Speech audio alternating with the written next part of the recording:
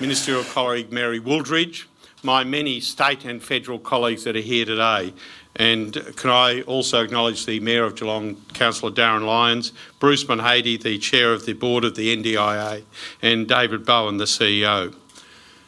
Can I speak as both Premier of Victoria on behalf of all the Victorians with a disability, and also can I speak as a parent?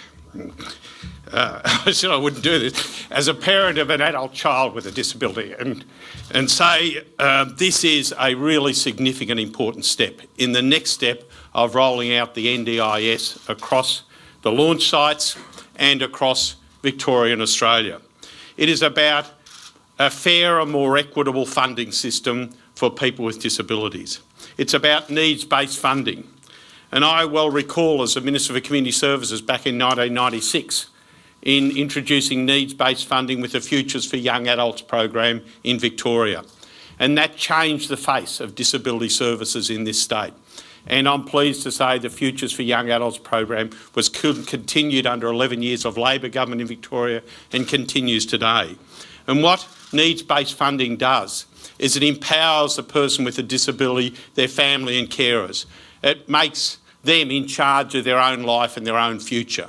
And the funding is based genuinely on need and allows the person with a disability to purchase and deal with service providers to get the best outcome for themselves. It changes the culture of the service. It puts the person with a disability in charge. The person with a disability has the power and the opportunity to deliver and get the services they want and need. And I think this is a great revolution that the NDIS provides for people with disabilities across Victoria and across Australia. It's about better, fairer, more equitable funding, but it's also about changing the culture of the service system. So it's about the person with a disability being empowered through themselves, their family and their carers to get the services they want and need in the manner they want and need them. And I think that is a fantastic step forward. I also like to acknowledge the benefits of the NDIA headquarters to the system.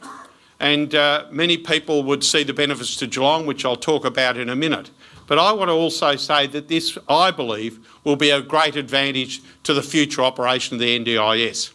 Geelong has a long and great culture of compassion and care for people with disabilities, going back for decades, but also a recognition that people with disability are an integral part of our society and that giving those people with a disability an opportunity in the greater Geelong society. Geelong has been one of the innovators and leaders in this area, and agencies in Geelong can pat themselves on the back for that. And so having the headquarters here will benefit from the experience of Geelong as a community that does provide the opportunities for people with disability. Having the senior officers who are driving the policy of the NDIS living in a community like Geelong where they're working alongside service providers, working alongside people with disabilities in the street, in their daily lives, in their visits to Cardinia Park to barrack for the cats, in their supermarketing, every part of their life here in Geelong. The people who are at the very senior levels of this great program will be involved with people with disabilities and service providers. And I think, personally, that will give a much more practical and better outcome for the NDIS rather than, with due respects to Canberra, people in an isolated offices in Canberra running the system. Also in Geelong, the NDIA headquarters is right adjacent to the TAC, and under our government, WorkCover will move 600 people down here. So you'll have the headquarters of the TAC, the headquarters of WorkCover, which will build a centre of excellence in terms of caring for people with incapacities and disabilities, whether it be through a workplace accident, a car accident, or any other reason, so that you'll be able to get that centre of excellence, which will improve the quality of the services across the board. And backed up by the great work at Deakin University and Gordon Tafe, both of whom have considered excellent programs in providing services for people with disabilities and providing direct access for people with disability to their educational opportunities. So I think Geelong, for that reason, is a great site for this headquarters, because I think it will benefit the rollout, not only of the launch site, but the long-term management and policies of the NDIS.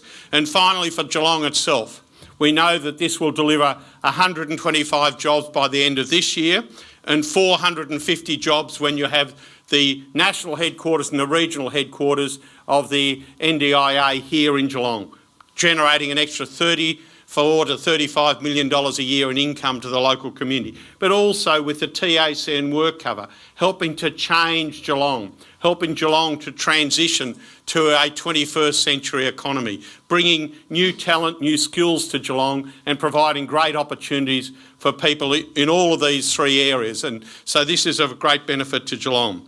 That's why we as a government in Victoria were pleased to provide $25 million to assist the development of the headquarters here in Geelong. We're also providing $5 million to upgrade the railway station for better disability access, a great historic railway station, but certainly disability access is an important issue. And more recently, with the regional rail link, we've got better access to Geelong. And of course, yesterday with the Prime Minister, we announced the western section of the east-west link, which again provides that great access to Melbourne and to the international and interstate links. So this is a great day for Geelong, a great day for Victoria and Australia, but a fantastic day for people with disabilities, not only in Geelong, not only in Victoria, but across Australia. It is a win for the NDIA, it's a win for Victoria, and it's a absolutely terrific win for people with disabilities across Victoria and Australia. I'm absolutely proud to be here. Thank you very much.